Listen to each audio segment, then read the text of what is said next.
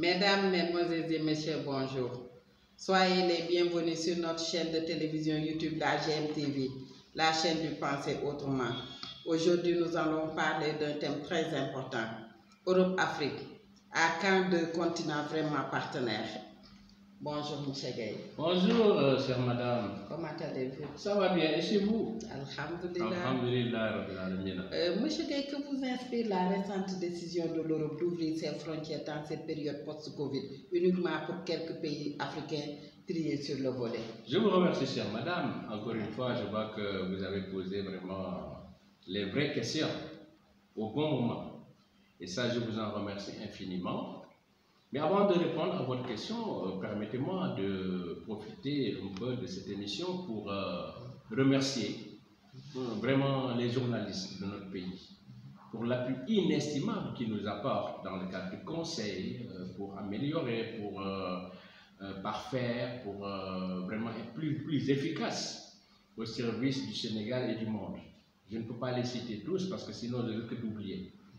Mais je voudrais également remercier le journal français Le Monde, qui nous a fait l'honneur de diffuser une de nos publications, de nos émissions, mais formatée dans le cadre d'une publication.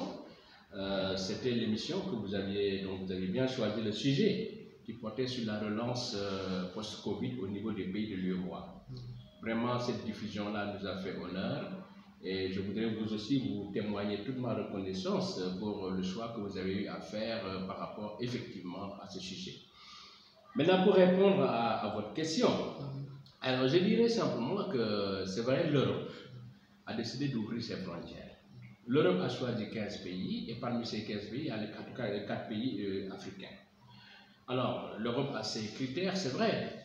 Parmi ces critères, l'Europe a choisi premièrement, donc le nombre de cas donc par rapport à une moyenne européenne.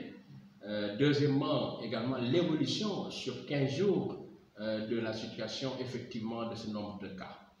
Alors, mais je pense qu'en tout, lorsqu'on observe bien, il y a quelques incohérences. Un pays comme le Burundi, par exemple, qui a 10 fois moins de cas que le Rwanda, n'a pas été choisi.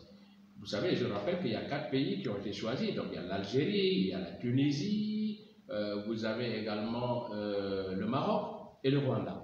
Mais le Burundi a moins de cas que le Rwanda, pourtant c'est effectivement le Rwanda qui a été choisi. Deuxièmement, lorsqu'on voit les pays également, qu'est-ce que l'on constate? On constate qu'un certain nombre de pays tels que l'Algérie ont décidé de ne pas du tout ouvrir leurs frontières à l'Europe.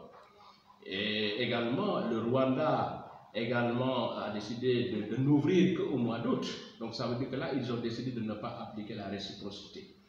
Alors, donc, je pense quelque part qu'il y a peut-être des critères un tout petit peu diffus qui ont été choisis vraiment pour choisir ces pays. Mais pour le cas du Rwanda, je crois que c'est sa fermeté qui a payé. Au moment où la tension était forte entre ce pays-là et la France. Monsieur Gueye, l'Afrique a-t-elle vraiment tiré profit de cette relation avec l'Europe? Alors, je vous remercie beaucoup. Je pense que lorsqu'on voit la trajectoire de la coopération, voilà deux continents qui devaient normalement travailler la main dans la main. Parce que ce sont deux pays qui sont liés par l'histoire et la géographie. Ces deux continents sont séparés par la mer Méditerranée. Ces deux continents sont liés par l'histoire. Rappelons-nous de la colonisation, rappelons-nous de l'esclavage. Mais hélas, aujourd'hui, les résultats sont très mauvais du côté africain. Alors, pour rappel, par exemple, en ce qui concerne l'Afrique, elle ne représente à date que 2% du commerce international. L'Afrique également représente 1,1% de la production manufacturière au monde. Et entre nous, Africains, on ne commerce qu'à hauteur de 13%. Donc les résultats sont très mauvais. Et pourtant justement, notre continent regorge de beaucoup de potentialités économiques, de ressources naturelles. Mais figurez-vous que 10% des ressources pétrolières au niveau international sont en Afrique. Mais figurez-vous également qu'en ce qui concerne l'or, 40% des réserves d'or sont en Afrique. Si vous prenez par exemple le cas du chrome, on en est aujourd'hui à 80% pour le chrome. Le platine également, 90%, sans compter pour les autres ressources minérales où on est à 30%. Donc vraiment, je pense que cette coopération n'a pas donné les fruits escomptés. Il est vrai que je pense que les États-Unis ont été beaucoup plus visionnaires que l'Europe. Parce que les États-Unis, en ce qui les concerne, après la Deuxième Guerre mondiale, ils ont adapté très rapidement un plan Marshall qui a permis à l'Europe aujourd'hui d'être là où il est. Donc je crois qu'effectivement, par rapport à votre question, il y a eu plus de problèmes qu'il n'y a eu vraiment de solutions en ce qui concerne cette relation entre l'Europe et l'Afrique. Quels sont selon vous les problèmes de cette coopération? Je vous remercie beaucoup parce que là c'est une question qui met le doigt sur les insuffisances. Alors pour moi, j'en vois 3 ou 4 problèmes. Alors d'abord, je pense que cette relation-là n'a pas du tout été diversifiée. C'est une relation qui a tout basé sur l'aide. Aujourd'hui, beaucoup de statistiques disent qu'environ nous avons 21 milliards de dollars d'aide environ en ce qui concerne l'aide consentie par l'Union européenne. Alors, mais lorsque vous voyez également ce qui sort de l'Afrique pour aller vers ces pays européens, ça a été estimé par l'Union africaine à 50 milliards. Deuxième chose, c'est que cette aide-là a été conçue sur la base des priorités européennes, malheureusement qui ne sont pas les mêmes que nos priorités. C'est vrai qu'il y a la question des financements qui sont concessionnels et des financements non concessionnels qu'on estime à peu près 23 milliards de dollars. Mais vous savez que ces financements également peinent à être décaissés parce que les projets ne sont pas matures.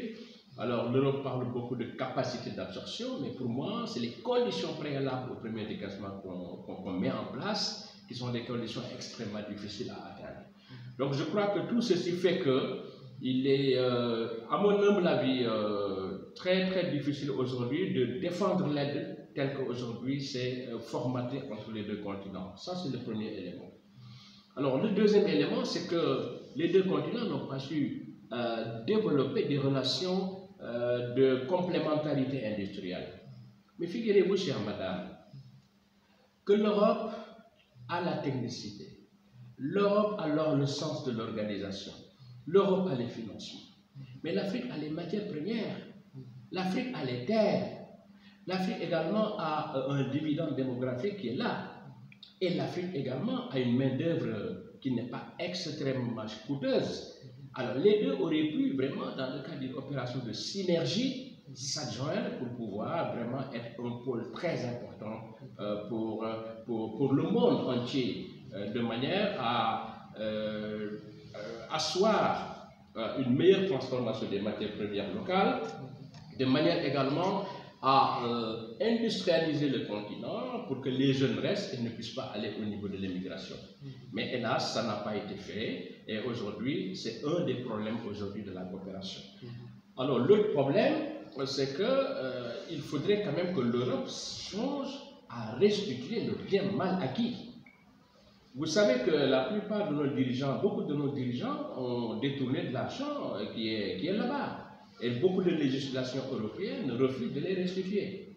Vous avez également le cas des biens culturels. Les biens culturels, c'est-à-dire les masques, les statues qui ont été détournés, subtilisés même depuis la colonisation. Et je pense très honnêtement que l'Europe se doit vraiment de les restituer à l'Afrique. Il y a un combat qui a été mené depuis très longtemps, mais ce combat peine aujourd'hui vraiment à donner des résultats.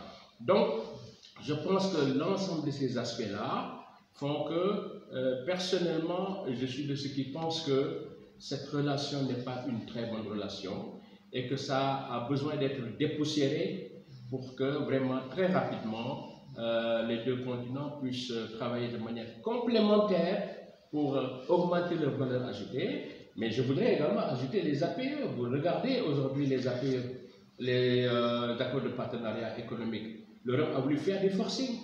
Et aujourd'hui, qu'est-ce qui se passe? Malheureusement, jusqu'à présent, on est dans des situations de blocage parce que des pays comme le Nigeria et également comme la Gambie avaient à l'époque refusé de signer. Donc, je pense que l'ensemble de ces éléments devraient faire réfléchir l'Europe pour qu'ils sachent qu'aujourd'hui, nous avons une élite africaine très bien formée qui ne veut plus entendre le discours du passé et qui veut vraiment faire progresser la coopération, mais de manière gagnant-gagnant. Merci beaucoup, M. Gueye. Vos réponses ont été très pertinentes. Je vous remercie, madame. Vous aussi, vraiment, je pense qu'encore une fois, je salue beaucoup l'acuité de vos questions, leur pertinence, parce que tout ceci montre que vraiment, il faut penser autrement l'Afrique, et je pense que vos questions montrent que l'Afrique doit être pensée autrement. Merci beaucoup, M. Gueye. Mesdames, Mesdemoiselles et Messieurs, nous arrivons à la fin de cette émission. Mais nous vous donnons rendez-vous à très bientôt sur votre chaîne de télévision YouTube, la GMTV, la chaîne du Penser Autrement. Ne quittez pas parce que la version en Wolof arrive. Merci.